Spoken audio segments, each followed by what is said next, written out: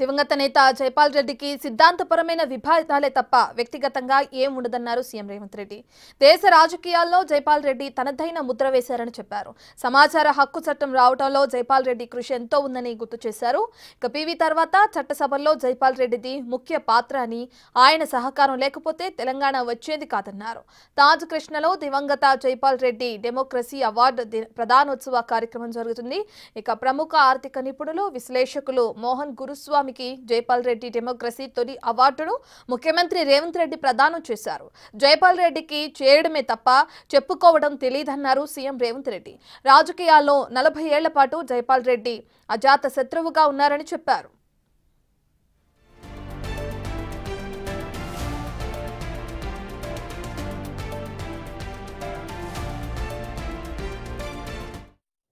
ఒక మంచి కార్యక్రమాన్ని ఏర్పాటు చేసి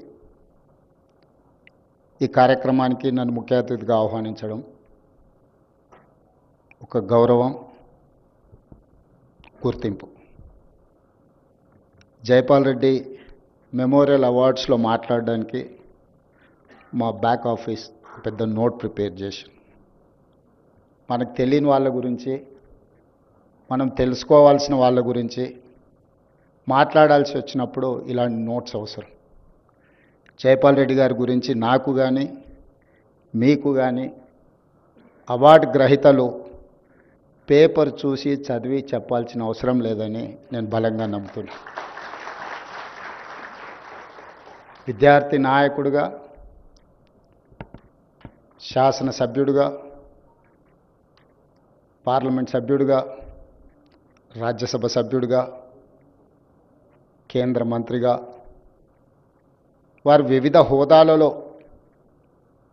ప్రాతినిధ్యం వహించి సుదీర్ఘంగా 1969లో మొట్టమొదటిసారి కల్వకుర్తి శాసనసభ నియోజకవర్గం నుంచి ఉప ఎన్నికల్లో శాసనసభ్యుడిగా ఎన్నికై 4 పర్యాయాలు శాసనసభ్యుడిగా, 5 పర్యాయాలు లోక్సభ సభ్యుడిగా, 2 సార్లు రాజ్యసభ సభ్యుడిగా, రాజ్యసభలో ప్రధాన ప్రతిపక్ష నాయకుడిగా, కేంద్ర మంత్రిగా, ముఖ్యంగా కేంద్ర మంత్రిగా వారు పెట్రోలియం శాఖను నిర్వహిస్తున్నప్పుడు ఈ దేశంలో కీలకమైన అంశాలలో వాళ్ళు తీసుకున్న నిర్ణయం కానీ,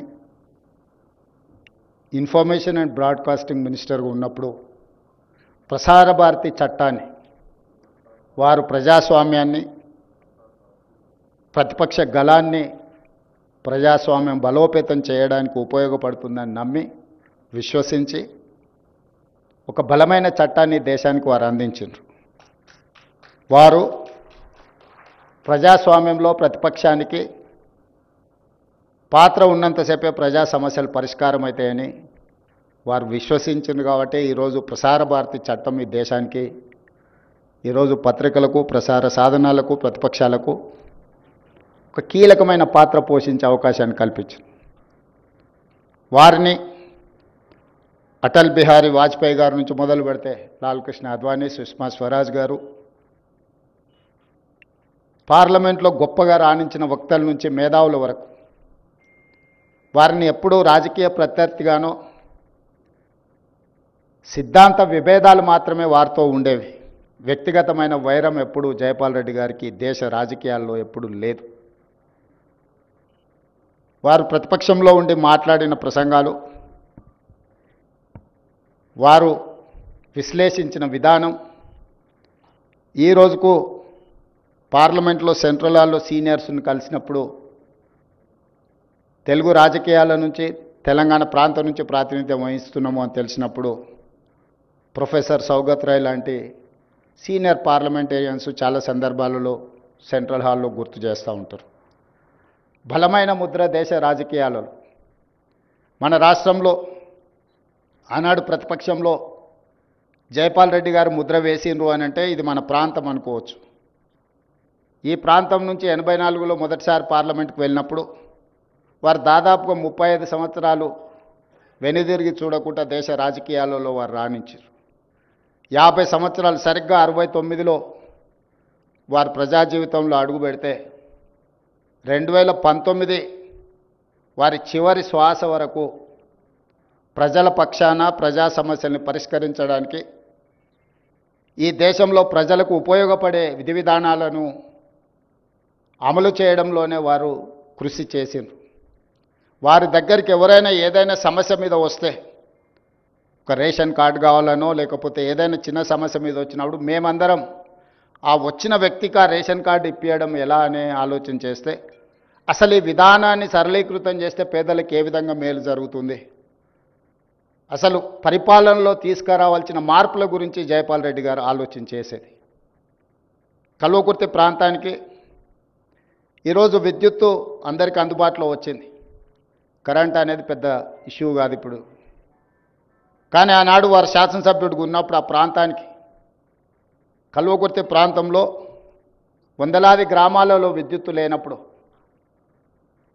అక్కడి రైతులలో, అక్కడి పేదల జీవితాలలో వెలుగు నింపాలి అనంటే, అక్కడ అభివృద్ధి జరగాలి, వ్యవసాయంలో రాణించాలి అనంటే విద్యుత్ అవసరాన్ని మొట్టమొదట గుర్తించి ఆ రోజు వారు ఆ ప్రాంతాన్ని అత్యధిక అభివృద్ధి చెందడానికి అవసరమైన ప్రణాళికలను సిద్ధం చేసిండ్రు.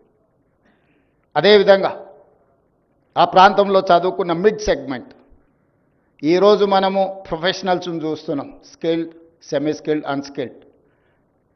ఈ అన్స్కిల్డ్ సంబంధించిన ఆ రోజుల్లో రైతుల కుటుంబాల నుంచి వచ్చిన విద్యార్థులను, నిరుద్యోగ యువకులను వాళ్ళకున్న పరిజ్ఞానం మేరకు వివిధ డిపార్ట్మెంట్స్లో ఉద్యోగాలు ఇప్పించడం వల్ల ఈరోజు ఆ కల్వకుర్తి ప్రాంతంలో చాలా కుటుంబాలలో ఒక మార్పు వచ్చింది. ఇలాంటి మార్పుతో పాటు వారు గొప్పగా చట్టాలు, శాసనాలే కాదు గొప్ప వక్తగా రాణించడం వల్ల వారు ఉత్తమ పార్లమెంటేరియన్గా, he was an youngest parliamentarian, he has received best parliamentarian award from south. ఆ రోజుల్లో ఈ ప్రాంతానికే గౌరవం తీసుకొచ్చి ఈరోజు దేశ రాజకీయాలను గమనించినప్పుడు, తెలంగాణ ప్రాంతం యొక్క పాత్రను మనం చూసినప్పుడు, ఈ ప్రాంతం నుంచి గొప్పగా రాణించింది పివి నరసింహారావు గారు. పివి నరసింహారావు గారి తర్వాత ఆ స్థాయిలో గుర్తింపు, గౌరవాన్ని చట్టసభలలో తీసుకొచ్చింది జైపాల్ రెడ్డి గారు అని చెప్పి ఈ సందర్భంగా మనం అందరం గుర్తు చేసుకోవాలి. దేశ రాజకీయాల మీద చెరగని ముద్ర వేసిన Jaipal Reddy memorial awards receivers, I wanted to congratulate them. This is one of the rarest opportunity. Mohan Guruswami గారికి ఈరోజు అవార్డు ఇవ్వడం, మొదటి award Mohan Guruswami garu is academician, philosopher, economist. He has studied in Stanford University, Oxford University, actual Hyderabadi, real Hyderabadi, studied in Nizam College. అలాంటి మేధావులకు తెలంగాణ అభివృద్ధిలో, హైదరాబాద్ అభివృద్ధిలో భాగస్వాములైన చాలామంది పెద్దలకు, doctor GV రావు గారికి, సుబ్బారావు గారికి, చాలామంది ఇక్కడ జైపాల్ రెడ్డి గారు మెమోరియల్ అవార్డ్స్ ఇవ్వడము, ఈ ఒక మంచి కార్యక్రమాన్ని ఏర్పాటు చేసి ఈ వేదిక ద్వారా మనం పంపించాల్సిన సందేశం, జైపాల్ రెడ్డి గారు బలంగా నమ్మిన సిద్ధాంతాన్ని మనం ఈరోజు అమలు చేయడానికి అవసరమైన విధానాలను రూపొందించడంలో మీ అందరి సహకారం అవసరం ఉన్నది. జైపాల్ రెడ్డి గారు మొదటి నుంచి రాజకీయాలలో ధన ప్రభావాన్ని తగ్గించాలి, రాజకీయాలలో ప్రజాసేవ, ప్రజల యొక్క మేలు కోసం చేసే విధి విధానాలను తయారు చేసే వాళ్ళ ప్రాతినిధ్యం ఉండాలి.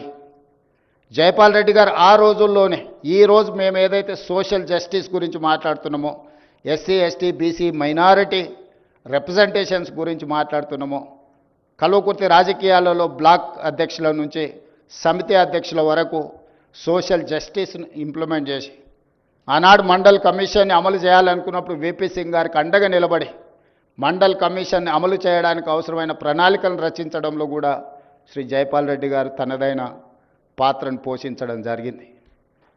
ఒకప్పుడు వారు ప్రత్యేక తెలంగాణకు వ్యతిరేకంగా ఉన్న మొదట్లో వారి విద్యార్థి రాజకీయాల నుంచి ప్రజా జీవితంలోకి వచ్చినప్పుడు తెలంగాణ రాష్ట్ర ఏర్పాటు ప్రక్రియలో వారు భాగస్వాములు కాకపోయినా ఈరోజు తెలంగాణ రాష్ట్రం ఏర్పాటులో జైపాల్ రెడ్డి గారి పాత్రను ఎవ్వరు తీయలేరు. జైపాల్ రెడ్డి గారు లేకపోతే, జైపాల్ రెడ్డి గారి సహకారం లేకపోతే తెలంగాణ రాష్ట్రం వచ్చి ఉండేది కాదు. వారి సమయస్ఫూర్తి, వారి అనుభవం, లోక్సభ రాజ్యసభలో బిల్లును ఆమోదింపజేయడంలో ప్రధాన ప్రతిపక్ష నాయకురాలు సుష్మా స్వరాజ్ గారు చర్చ లేకుండానే లోక్సభలో బిల్లును ఆమోదింపజేయడంలో జైపాల్ రెడ్డి గారు అత్యంత కీలక పాత్ర పోషించారు. అందుకే నేను చెప్తున్నా, జైపాల్ రెడ్డి గారికి రాజకీయ ప్రత్యర్థులే కానీ శత్రువులు ఎవరు లేరు. He doesn't have any enemies in politics. His only political opposition is there. That is how he has made his efforts. He has put his efforts to pass Telangana bill in Lok Sabha as well in Rajya Sabha. Amendments Rajya Sabhalo ప్రవేశపెట్టినప్పుడు కూడా వారు ప్రత్యేకమైన పాత్ర పోషించి union క్యాబినెట్లో కూడా తెలంగాణ రాష్ట్రం యొక్క ఆవశ్యకతను almost 45 minutes he has represented. He only explained to the cabinet. He only convinced శ్రీమతి సోనియా గాంధీ గారు. ఒక ప్రత్యేకమైన ఒక సందర్భంలో సోనియా గాంధీ గారు నాకు చెప్పిండ్రు, జైపాల్ రెడ్డి గారి ఇనిషియేషన్ వల్ల have incline to announce the state of Telangana అని. ఈరోజు వారికి చేయడం తెలుసు, చెప్పుకోవడం తెలియదు. ఆయన తరఫున ఎవరు తెలంగాణ రాష్ట్రంలో ఆయన పోషించిన పాత్రను మన వాళ్ళు చెప్పలేదు, కానీ పక్క రాష్ట్రంలో ఉన్న ఉండవల్లి అరుణ్ కుమార్ చాలా స్పష్టంగా చెప్పింది తన పుస్తకంలో. ఎందుకంటే ఎఫెక్టెడ్ పార్టీ ఎప్పుడు గుర్తుపెట్టుకుంటుంది. జైపాల్ రెడ్డి గారు పోషించిన పాత్ర తెలంగాణ రాష్ట్రం ఈరోజు కళ సాకారం అయింది ఏంటంటే 2014 జూన్ 2 తెలంగాణ రాష్ట్రం ఏర్పడ్డది అని అంటే జైపాల్ రెడ్డి గారి యొక్క పాత్ర. ఈరోజు రాజకీయాలు ఆనాడు వారు కాంగ్రెస్ని వీడినప్పుడు కాంగ్రెస్ని విభేదించింది సిద్ధాంతం కోసమే. తిరిగి వారు కాంగ్రెస్లో చేరినప్పుడు కూడా అదే సిద్ధాంతం కోసం తిరిగి కాంగ్రెస్ పార్టీలోకి వచ్చారు. పదవుల కోసం పార్టీ ఆనాడు మారలే, తిరిగి కాంగ్రెస్లోకి వచ్చినప్పుడు కూడా వారు పదవి కోసం మారలే. ఐడియాలజికల్ కమిట్మెంట్తో he has differed with Congress party, then he has joined in Congress party with only ideology. కానీ ఈరోజు పాలిటిక్స్ పెద్దలు చిన్నారెడ్డి గారు లాంటి వాళ్ళు ఇక్కడ ఉన్నారు. పాలిటిక్స్ అన్నీ కూడా స్విగ్గీ పాలిటిక్స్ అయిపోయినాయి. ఐడియాలజికల్ పాలిటిక్స్ లేకుండా పోయి స్విగ్గీ పాలిటిక్స్ వచ్చింది. ఈరోజు ఎవరు ఎంత ఫాస్ట్గా డెలివరీ చేస్తారు, ఆన్లైన్లో ఎవరు వస్తారు, లేకపోతే మనకు కావాల్సింది ఎవరు తొందరగా ఇస్తారని ఎవరు కమిట్మెంట్తో ఉన్నారు, ఎవరి ఐడియాలజీని ఫాలో చేస్తున్నారు, సిద్ధాంతకర్తలుగా లేకపోతే సిద్ధాంతాలను నమ్మేవాళ్ళు, సిద్ధాంతాలను పాటించేవాళ్ళు, సిద్ధాంతాల కోసమే పనిచేసే వాళ్ళు దేశ రాజకీయాలలో తగ్గుతూ వస్తున్నారు. ఇది ప్రజాస్వామ్య స్ఫూర్తికి, ప్రజాస్వామ్యానికి అత్యంత ప్రమాదకరం. ఈ దేశం వేగంగా ప్రమాదం వైపు ప్రయాణం చేస్తుంది. ప్రజాస్వామిక విలువలు తగ్గి పొలిటికల్ మేనేజర్స్ ఎక్కువైపోయినరు, కార్యకర్తలు పోయినరు, వాలంటీర్స్ వచ్చిండ్రు. కార్యకర్తలు లేని రాజకీయాలు దేశ భవిష్యత్తుకు ప్రమాదకరంగా తయారవుతాయి.